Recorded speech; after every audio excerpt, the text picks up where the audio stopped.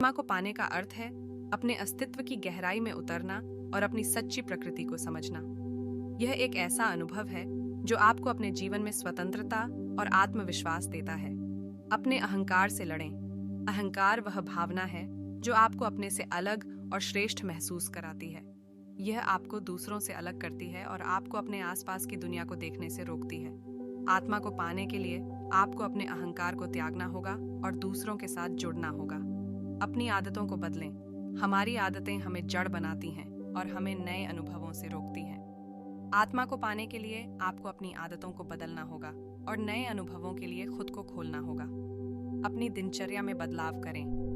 हमारी दिनचर्या हमें एकरस बनाती है और हमें जीवन के आनंद से वंचित करती है। आत्मा को पाने के लिए आपको अपनी दिनचर्या में बदलाव करना होगा और जीवन में नए रंग भरने होंगे। अपने मन को शांत करें। हमारा मन हमेशा विचारों से भरा रहता है। आत्मा को पाने के लिए आपको अपने मन को शांत करना होगा और ध्यान करना होगा। अपने अंदर की आवाज को सुने। हमारी आत्मा हमेशा हमसे बात करती है। आत्मा को पाने के लिए आपको अपने अंदर की आवाज को सुनना होगा और उसका पालन करना होगा। आत्म जागरूकता। सबसे पहले आपको अपने बारे में जागरूक होना होगा। आपको अपनी भावनाओं, विचारों और व्यवहारों को समझना होगा। आत्म स्वीकृति। आपको खुद को स्वीकार करना होगा अपनी खामियों और कमजोरियों के साथ। आत्म अनुशासन। आपको अपने जीवन में अनुशासन लाना होगा और अपनी आदतों पर नियंत्रण रखना होगा। आत्मसमर्पण। आपको खुद को ईश्वर या ब्रह्मांड के सामने समर्पित करना होगा। आत्मा को पाना एक लंबी यात्रा है, लेकिन यह एक ऐसी यात्रा है जो आपके जीवन को बदल सकती है।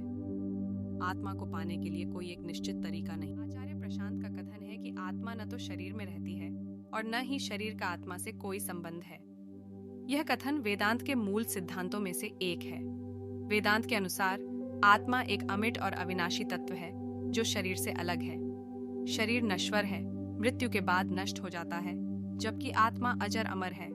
आत्मा का शरीर से कोई संबंध नहीं है। इसका अर्थ है कि आत्मा शरीर के कार्यों से प्रभावित नहीं होती है।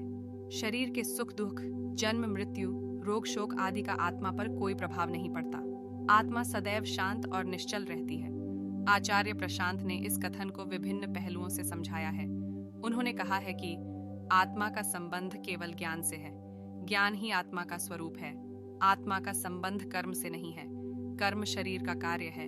आत्मा का संबंध भावना से नहीं है। भावना मन का कार्य है।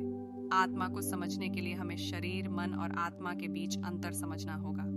शरीर भौतिक तत्वों से बना है, मन सूक्ष्म तत्वों से बना है और आत्मा अत्यंत सूक्ष्म तत्वों से बना है। शरीर और मन दोनों ही परिवर्तनशील हैं, जबकि आत्मा अपरिवर्तनशील है। आत्मा को समझने के लिए हमें अपने अहंकार को त्यागना होगा। अहंकार मन का एक विकार है जो हमें भ्रमित करता है। जब हम अहंकार से मुक्त हो जाते हैं, तब हम आत्मा को जान सकते हैं। आत्मा को जानने का मार्ग ज्ञान है। ज्ञान प्राप्त करने के लिए हमें अध्ययन, चिंतन और मनन करना होगा। जब हम ज्ञान प्राप्त कर लेते हैं, तब हम आत्मा को जान सकते हैं। आत्मा को जानने से हमें मुक्ति प्राप्त होती है। मुक्ति का अर्थ है जन्म मृत्यु के चक्र से मुक्त हो जाना। जब हम आत्मा को जान लेते हैं, तब हम जन्म मृत्यु के चक्र से मुक्त हो जाते हैं और मोक्ष प्राप्त करते हैं। आचार्य प्रशांत के अनुसार आत्मा को जानना जीवन का सबसे महत्वपूर्ण लक्ष्य है। जब हम आत्मा को जान लेते हैं, तब हम जीवन का वास्तविक अर्थ समझ पाते हैं और सच्चा सुख प्राप्त करते हैं।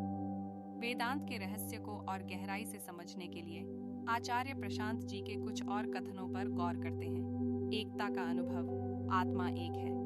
जब हम आत्मा को जान लेते हैं, तो हम सभी प्राणियों में एकता का अनुभव करते हैं। हम हर प्राणी में वही दिव्य चेतना देख पाते हैं। इससे भेदभाव मिट जाता है और प्रेम का भाव जागृत होता है।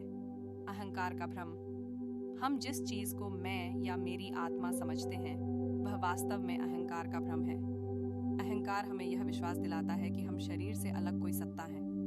आत्मज्ञान प्राप्त करने के लिए हमें इस भ्रम को तोड़ना होगा। निरंतर आत्मा। आत्मा निरंतर है।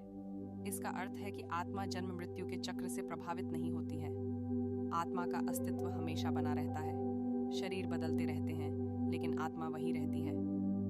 मुक्ति का मार्ग। आचार्य प्रशांत जी कहते हैं कि मुक्ति का मार्ग कर्मकांड या किसी खास धर्म का पालन। आज के लिए बस इतना ही। सब्सक्राइब और शेयर करना न भूलें। अपने सुझाव कमेंट में ज़रूर दें। धन्यवाद। आशा है कि आपको आज की बातें पसंद आई होंगी। अगली बार फिर मिलेंगे। तब तक सुरक्षित रहें और स्वस्थ रहें। नमस्ते।